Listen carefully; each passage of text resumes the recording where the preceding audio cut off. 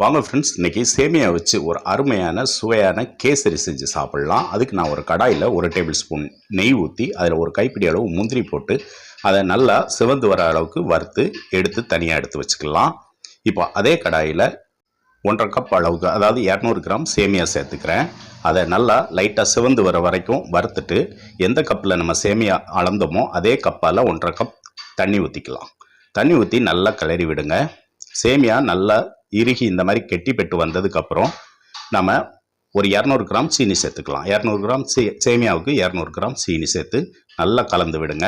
இந்த அளவுக்கு நல்லா கட்டிப்பட்டு வந்ததுக்கப்புறம் 2-3 ஏலக்காய் தட்டி சேர்த்துக்கலாம். கொஞ்சம் ஃபுட் கலர் சேர்த்து நல்லா கலந்து விடுங்க. இந்த அளவுக்கு கடாயில் ஒட்டாத அளவுக்கு வந்ததுக்கப்புறம் ஒரு 2-3 டேபிள் ஸ்பூன் நெய் ஊற்றிக்கோங்க.